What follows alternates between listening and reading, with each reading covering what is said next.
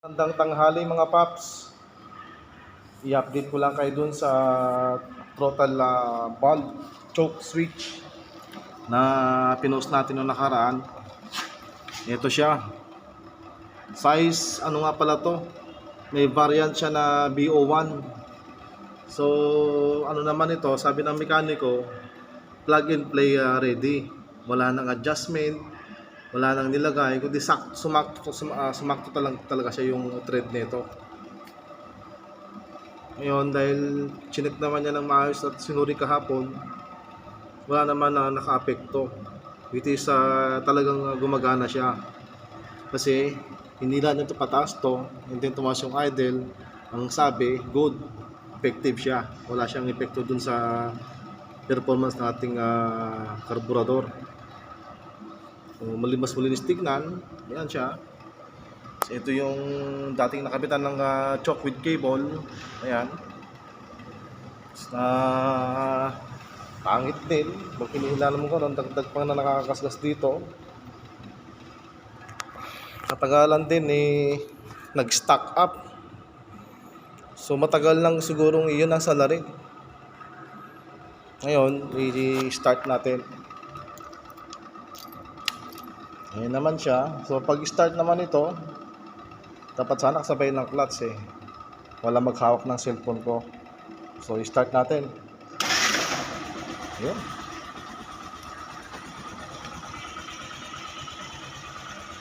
Ayan yung minor niya, idle niya. Kailangan pag nakapatay yung fuel cap, kailangan mga kahit 30 seconds pagkababa na ito para mag-flow ka ng gas patungo dun sa ano niya. Kung binigla kasi na binaba to, kasara, binaba agad, parang wala pang gas nun, tapos sabay start, parang wala pang gas nun. Ayan yung andar ng minor natin. Ito, kapag ito pinisil mo na nagagana-ganan yan, maring mamatay, maring kasi hindi pa nag-warm up yung makina. So hindi tuloy yung andar na kasi ma-cold start yun malamig. Malamig pa yung makina, pag pipigay natin ito, yun. Kailangan kapag medyo warm na sa ng konti. Pero di ko ginugaling pinipisil to kapag pinapandar ko. Talagang ganoon lang talaga siya. Pag ignition dito, start dito, bahala ang mga 5 minutes para makuha yung tamang warm.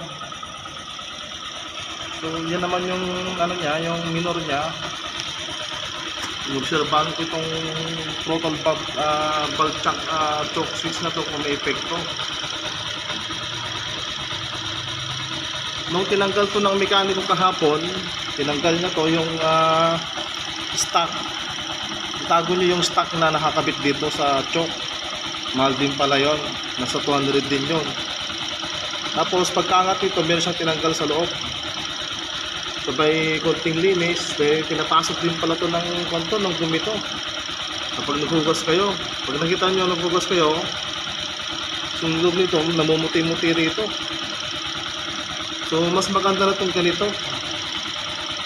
At least kahit pa paano, just in case na ito, magsisilbi na siyang takip niya. And then pag in case na papandarin natin na kailangan natin ng choke, meron tayong choke na makagamit. Kesa magtira tayo dito ng 1 inches o kaya 1.5 inches na cable pag pinutol natin. So mahirapan na din tayo nung iangat doon, papunta doon. So mas maganda na yung ganito.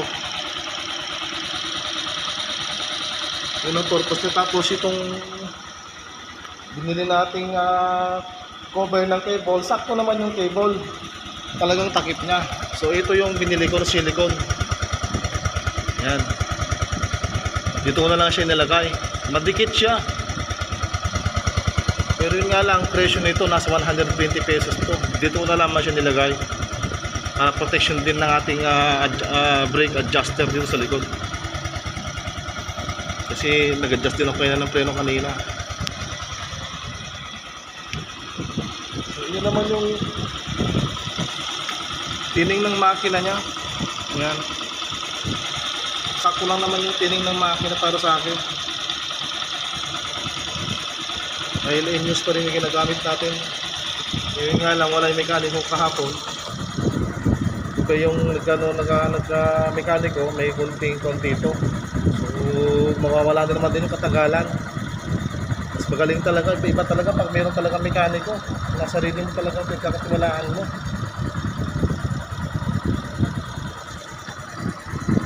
So, yan lang yung andar niya. Stable yung andar. Good idle. Ayan. Dati kapag ginaganon-ganon mo dati, maingay na eh.